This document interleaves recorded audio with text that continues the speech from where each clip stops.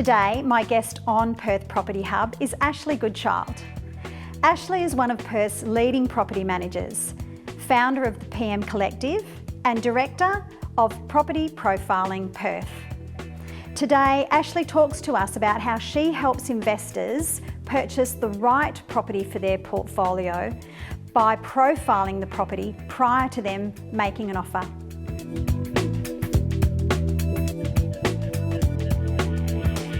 Hi Ash, thanks for coming on to Perth Property Hub today. Thanks for having me.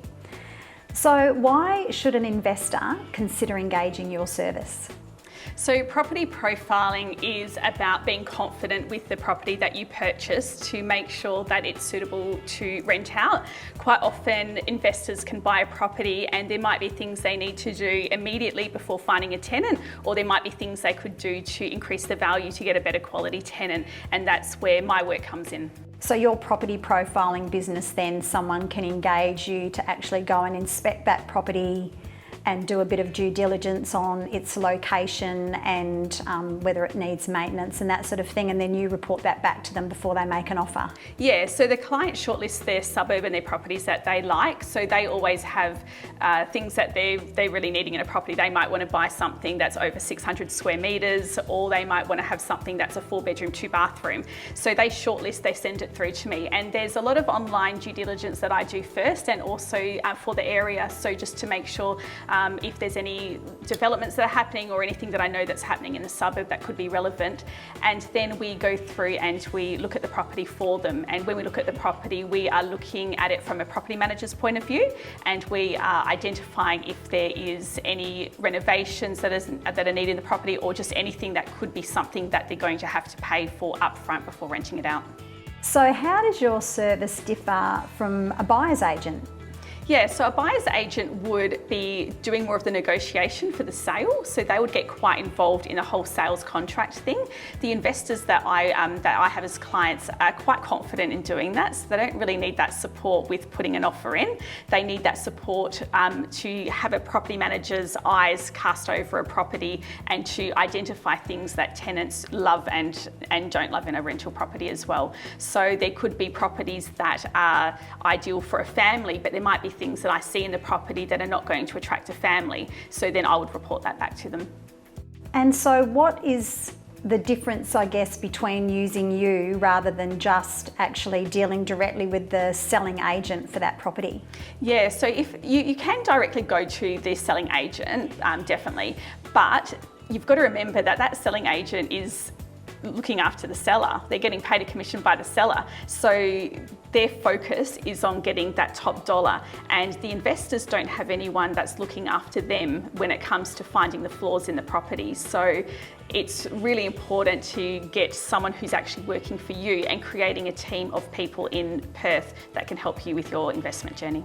So Ash, we know that we can look online at photos of properties that are for sale, and I know myself that they often don't actually represent the property in the same light as when you physically go there and have a look at it.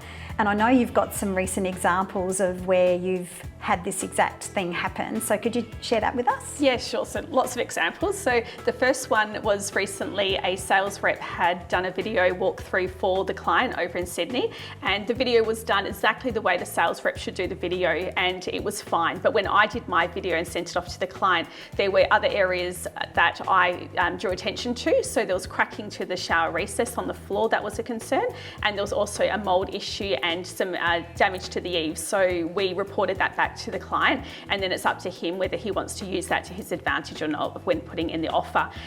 The other example I had was actually a drainage issue. So I went through and did a video of the property, and when I was there I noticed that it had a very sloping driveway that went straight into a garage, and there was no drainage. And so what would happen is if there was heavy rain, that water would have flooded that garage. Wow. And so I was able then to say to the client, listen, this could be a risk, so you can either negotiate on your offer based on that risk of that drainage issue, or the other option is to put a special condition in to say that it's subject to a building inspector signing off on to see if that was an issue or not. So they're the little things that a property manager naturally picks up, and they're not things that a sales rep are going to report as an issue in the property.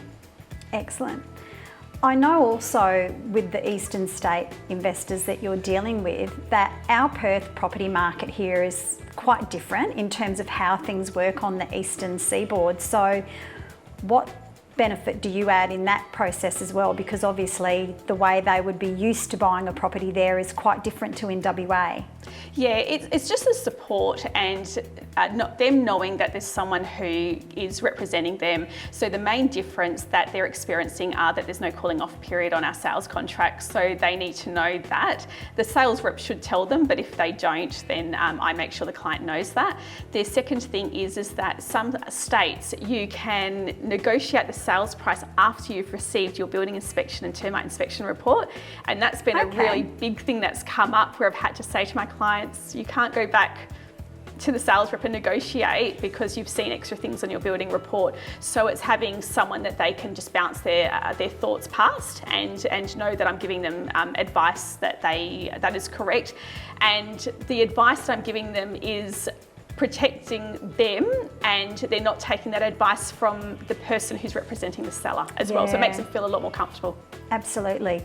So that's really interesting, isn't it? The fact that some states have that cooling off period, and there would be agents in WA who might not even really know that themselves, so potentially might not highlight that to a client from the east making an offer if they're not aware that that's the normal process over east. So again, just another really important reason why people engaging your service have got that extra level of protection that's built in. Yeah, absolutely.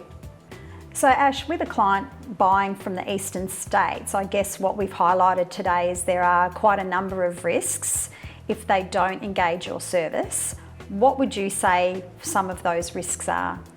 Well, one of the first risks would be where the property is situated on the street, and if there are any immediate neighbourhood concerns, that is one risk. That could affect the property being rented out, and if the property can't be rented out, the rent would have to be reduced to find a suitable tenant. So that is one of the main risks. The second risk is just the expectation when it comes to maintenance. So if you don't engage in property profiling, what would happen is you would purchase the property would settle, you'd pass it on to a property manager goes through the property and then sees that there's things that need to be done before we rent it out, and then says to Mr. Landlord, I'm sorry, but you're going to have to paint it and you're going to have to fix this issue and this issue before we find a tenant. And it's just that unexpected cost that you didn't plan and you didn't budget and you didn't take into account when buying and getting your loan for the property. So potentially there's thousands and thousands of dollars that you could be losing by not having it profiled correctly. Because part of the service that you offer is that identifying those ongoing maintenance issues? Yeah, I always break it into two parts. So there's the immediate maintenance that needs to be done. There might be a property that doesn't have fly screens, or a property that has a massive tree issue or fence issue. And then there's ongoing maintenance. So there's future things to attract a good tenant. So it's identifying that you might need to upgrade the blinds in the next 3 years, or you might find that there was a property actually that didn't have any lawn out the back and it was a beautiful big family home. And I said to the client, listen, it won't be a problem now, but in 5 years when the rental market is a bit more hotter and your property is up against a lot of competition, you're going to have lawn to attract families. And so he's budgeted that into his purchase, that at some stage in 5 years, he may need to replace some paving out the back with lawn. Was it you telling me about a place that you went to see that had been shown online as having lawn in the back garden, and then you got there and it was quite different? It was a sandpit. It was the real estate agent had literally photoshopped the whole back garden with beautiful manicured lawn. And I'm pretty sure it's illegal to do that, but it is. Well, if it's not, it should be. It should be. It'd be pretty unfair. And even properties that have beautiful staging and things like that, it's very, very easy online to be distracted by beautiful furniture and not having someone to look past that and see the true value of the home as it is.